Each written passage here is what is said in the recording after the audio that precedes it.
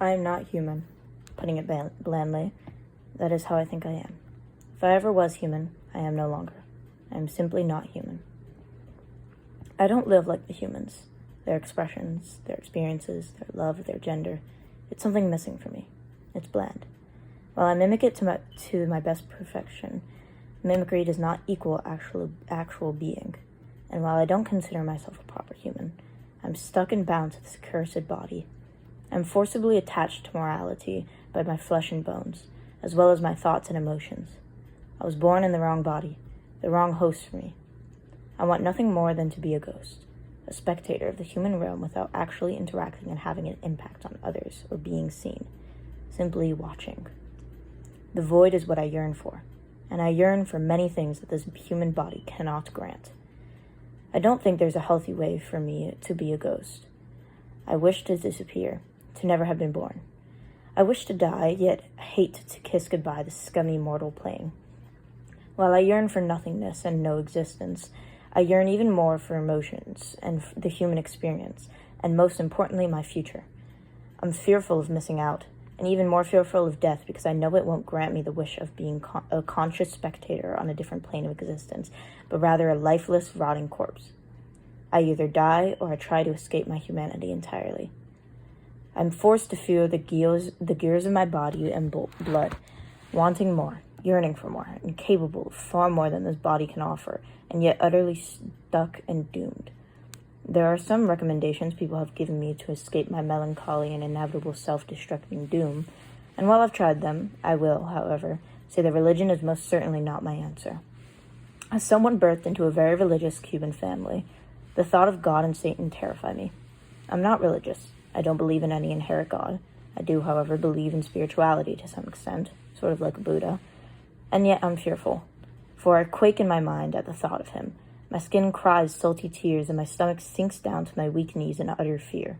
I cannot stand religion without feeling terrified, as if I'm being watched, and yet I force myself to pray sometimes. I feel like I just need to, despite the gut discomfort, and sometimes I do it without even realizing it until it's midnight and I'm stuck awake because I'm replaying the meaningless prayer to nothing. I draw religious things like evil eyes and crosses, despite feeling guilty for doing so, since I don't have a relationship with them. I seek to please everyone because I cannot, because without praise and being told I'm doing good, I cannot function at all. I feel horribly, disgustingly bare and watched when I get hypersexual thoughts in public. I don't wish to look at another person and think such unholy things, and yet I do.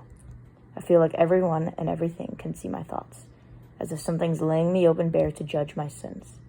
And trying to find religion for myself causes panic spurs, where I spend hours and even days trying to find the perfect box mold religion for me, neglecting my body's mortal necessities such as showering, eating, drinking, using the restrooms, sleeping, and even moving from my spot.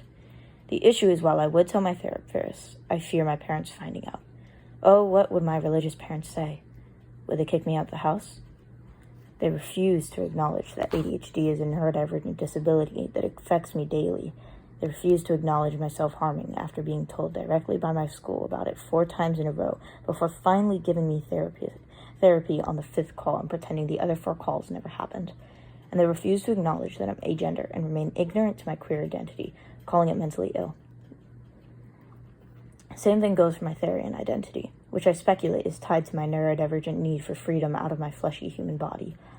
When I was younger and struggled with school, eating certain foods, cleaning my room, focus, memory, meltdowns, and so on, they only yelled, shouted, and hit, threatening to send me to military school or boarding school, and even worse, asking me, a sobbing 5-year-old having a meltdown because I can't eat mashed potatoes like a normal human being would, if I'm insane, and telling me I'm crazy and need to go into an insane asylum.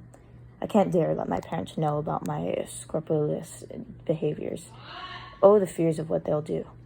Is it I? It is I, the ghost, the one playing the active human. What would the humans think of me, I wonder? What would they do if I told them all this? It's not a simple thing at all. And this complexity is what scares the humans and drives them to harm.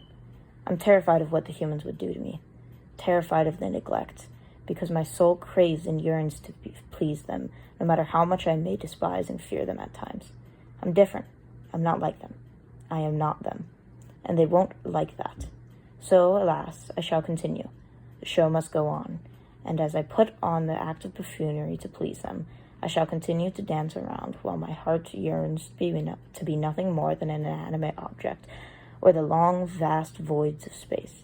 Maybe I wouldn't be so scared of the other humans finding out my secret if it weren't for him. Oh, how do I miss him? Oh, my dearest Gabe. I must ask why. Why would you do it? Why is the only words I have for him. For we were attached to the hips, best friends, and now utterly strangers. I told him everything about my mental problems, my self-harm, my crushes, my lack of humanity, my Therian and queer identity, my worries on my grandmother's cancer at the time, my trauma from my past, and my father who struggles with PTSD and rage issues from the military. I told it all to him, and then it fell apart.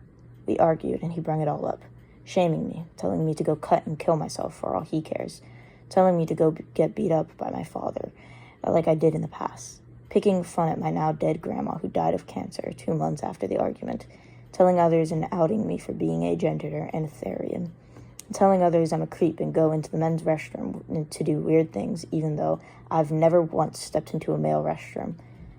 He destroyed not only my reputation and human facade, but my heart. I cannot stop yearning over him. I yearn and yearn to bring back when things were good. I yearn to the point I feel my heart is physically wounded. I cannot take life anymore, and yet I can't bring myself to end it due to my cowardness.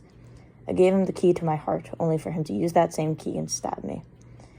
It is unbearable, and I've never trust again like I did with him. It makes life so much harder, and I haven't told my lovely girlfriend any of this. I'm scared. Scared of what she'll do. Scared she'll do the same he did to me. Scared she'll shun me. I want to tell her, but not yet. Not yet at all. My apologies for wasting your time with my nonsense. I simply needed to get this off my chest. Signed, Max.